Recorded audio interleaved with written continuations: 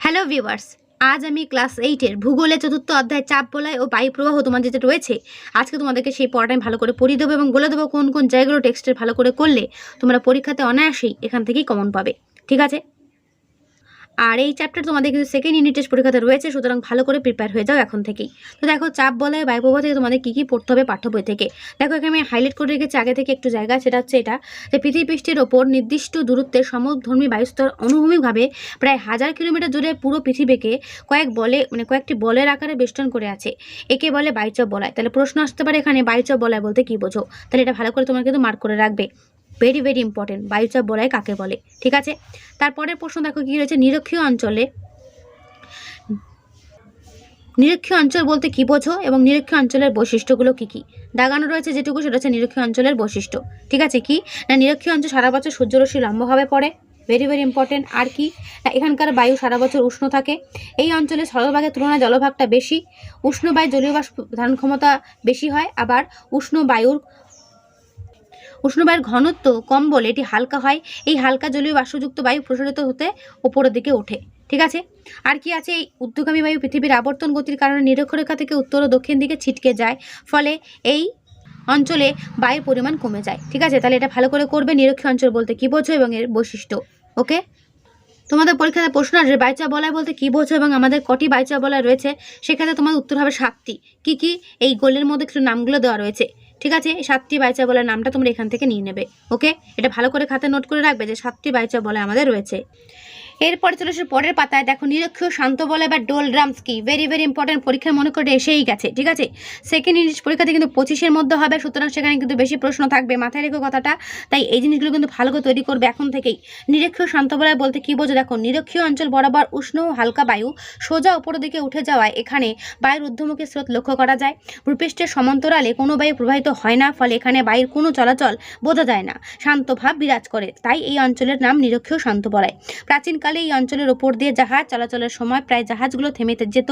নাবিকরা এই অঞ্চলের নাম তার জন্য নামকরণ রাখেন ডোলড্রামস, যার অর্থ শান্ত অবস্থা। ঠিক আছে, এটা ভালো করে করবে, টিকার জন্য গুরুত্বপূর্ণ।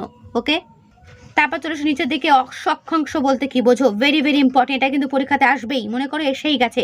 দেখো, 16 শতকে কর্কটীয় মকরীয় শান্ত বলয় দিয়ে পালতোলা জাহাজগুলো চলাচলের সময় গতিহীন হয়ে পড়তো, ফলে মধ্যপ্রাচ্য ও ইউরোপ থেকে আসা ঘোড়াভর্তি বাণিজ্যিক জাহাজগুলোর পশ্চিম ভারতের দ্বীপপুঞ্জ ও আমেরিকা যেতে অনেক বেশি সময় লাগতো। এই অবস্থায় জাহাজের ভার কমাতে এবং পানীয় জল ও খাবারের সংকট এড়াতে কিছু জীবন্ত ঘোড়াকে কি করতো না আটলান্টিক মহাসাগরে ফেলে দিত। এই কারণে দুই ক্রান্তীয় অঞ্চলে ওই অশ্বক্ষাংশ নামে পরিচিত। অশ্বকথার মানে কি, ঘোড়া ফেলে দেওয়ার জন্য সেই অক্ষাংশ নাম রাখা হয়েছে অক্ষাংশ। বোঝা গেল, এটা কিন্তু ভালো করে করবে। তারপর চলো পাতা নম্বর 32, দেখো রয়েছে মেরু অঞ্চল বলতে কি বোঝো এবং মেরু অঞ্চলের বৈশিষ্ট্যগুলো কি কি। এটা ভালো করে এখান থেকে পড়ে নেবে। ঠিক আছে, মেরু অঞ্চলের বৈশিষ্ট্য। চলে এসো তার পরের পাতা, দেখো রয়েছে বায়ু প্রবাহ, পাতা নম্বর 33। দেখো রয়েছে বায়ু সবসময় উচ্চচাপ অঞ্চল থেকে নিম্নচাপ অঞ্চলের দিকে প্রবাহিত হয়, এটা মনে রাখবে।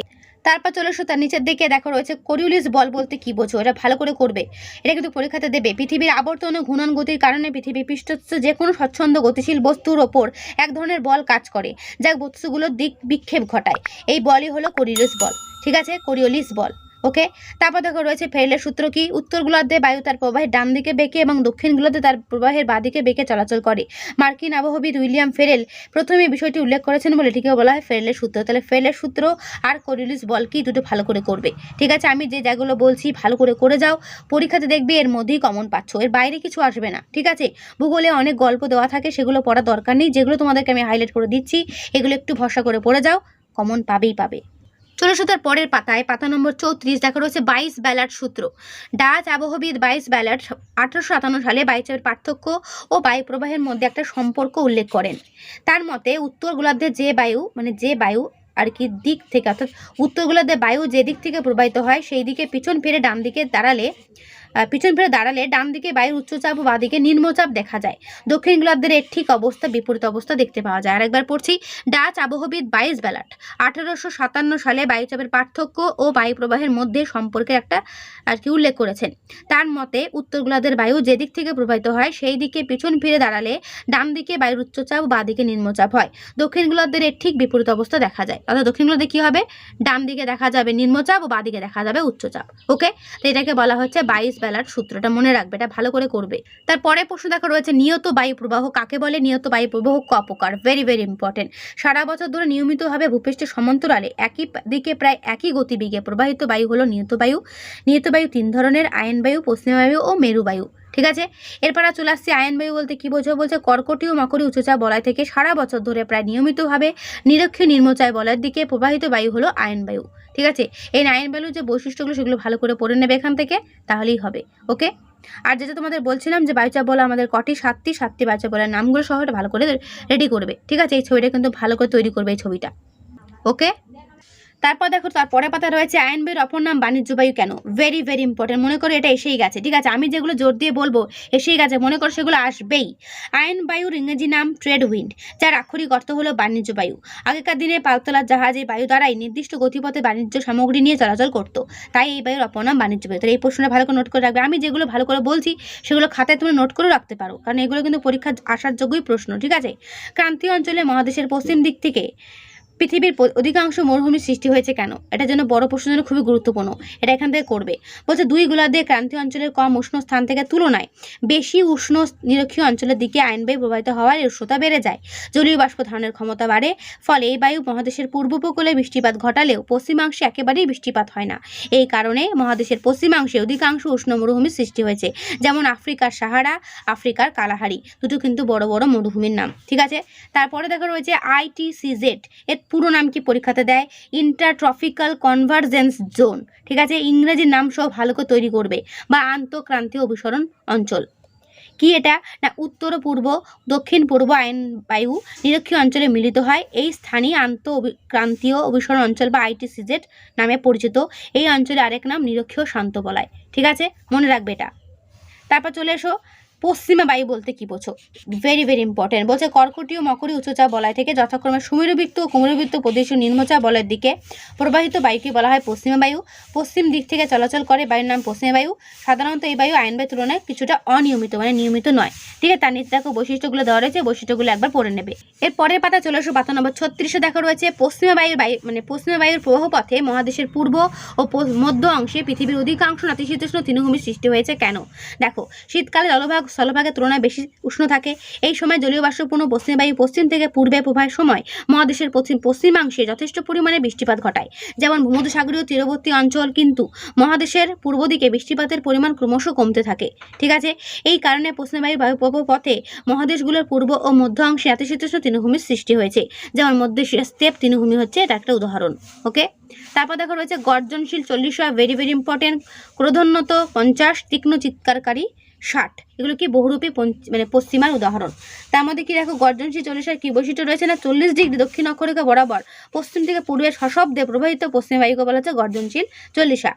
ক্রোধোন্নত 50টা কি না 50 ডিগ্রি দক্ষিণ অক্ষরেখা বরাবর প্রচণ্ড গতিতে প্রবাহিত উন্নত পশ্চিম বায়ু হচ্ছে ক্রোধোন্নত 50। আর তীক্ষ্ণ চিৎকারকারী 60 কি না 60 ডিগ্রি দক্ষিণ অক্ষরেখা বরাবর তীক্ষ্ণ শব্দে প্রবাহিত পশ্চিম বায়ুকে বলা হচ্ছে তীক্ষ্ণ চিৎকারকারী 60। এই 3টে ভালো করে করবে। ওকে, তারপরে চলে আসো মেরুবায়ু বলতে কি বোঝো? মেরুবায়ুর বৈশিষ্ট্য কি ভালো করে করবে। এটা আমি আর পড়ে শোনাচ্ছি না, তোমরা কিন্তু অবশ্যই এখানটা মার্ক করে রাখবে বইয়ে। ঠিক আছে, তারপরে পাতা চলে আসো। বলছে বায়ুচাপ বলয়ের অবস্থান পরিবর্তন কাকে বলে? সেটা কোথা থেকে করবে? এখান থেকে এই পর্যন্ত। বলছে জলবিষুব ও মহাবিষুবের দিন বায়ুচাপ বলয়গুলো নিজের অবস্থানে থাকে। সূর্যের উত্তরায়ণ ও দক্ষিণায়নের সময় নিরক্ষরেখায় বায়ুচাপ বলয়গুলো 5 ডিগ্রি থেকে 10 ডিগ্রি অক্ষরেখা পর্যন্ত যথাক্রমে উত্তর ও দক্ষিণ দিকে সরে যায়। একে বলে বায়ুচাপ বলয়ের অবস্থান পরিবর্তন। ভেরি ভেরি ইম্পর্টেন্ট, এটা ভালো করে করবে। ওকে, কর্কট সংক্রান্তি কবে হয়? 21শে জুন। মকর সংক্রান্তি কবে হয়? 22শে ডিসেম্বর। সূর্যরশ্মি যথাক্রমে কর্কটক্রান্তি রেখা ও মকরক্রান্তি রেখায় লম্ব হবে পড়ে। ঠিক আছে, তো এই পাতা থেকে শুধুমাত্র এটাই পড়বে বায়ুচাপ বলয়ের অবস্থান পরিবর্তন বলতে কি বোঝো, তাহলেই হবে। চলে এসো পরের পাতায়। সাময়িক বায়ু কাকে বলে? Very very important. বলছে বছরে একটা নির্দিষ্ট ঋতুতে কিংবা দিন ও রাতের একটা নির্দিষ্ট সময়ে প্রবাহিত বায়ুকে বলা হচ্ছে সাময়িক বায়ু। এই বায়ু নিত্য বায়ুর মতো সারা বছর ধরে নিয়মিতভাবে চলাচল করে না। ঠিক আছে, তারপর দেখা রয়েছে সমুদ্র বায়ু কি না বিকেল সন্ধ্যের দিকে সমুদ্র বা নদীর ধারের আবহাওয়া বেশ আরামদায়ক হয়। এই সময় সমুদ্র থেকে স্থলভাগের দিকে ঠান্ডা বাতাস বয়, এই বাতাসই হলো সমুদ্র বায়ু। ঠিক আছে, এগুলো জাস্ট আবার রিডিং করে নেবে তাহলেই হবে। ওকে, তার নিচে চলে আসো স্থলবায়ু বলতে কি বোঝো, এটা একবার পড়ে নেবে। বলছে সূর্যাস্তের পর থেকেই স্থলভাগের ওপরে বায়ুর তাপ বিকিরণ করে রাতের দিকে বেশ শীতল হয়ে পড়ে, তাই তো? কিন্তু সমুদ্রের ওপরের বায়ু তখনও স্থলভাগের তুলনায় বেশি উষ্ণ থাকে। স্থলভাগের ওপর বায়ুর উচ্চচাপ ও সমুদ্রের ওপর বায়ু নিম্নচাপ সৃষ্টি হয়, ফলে রাতের বেলা স্থলভাগ থেকে সমুদ্রের দিকে প্রবাহিত হতে থাকে। এই বায়ুকে বলা হচ্ছে স্থলবায়ু। ওকে,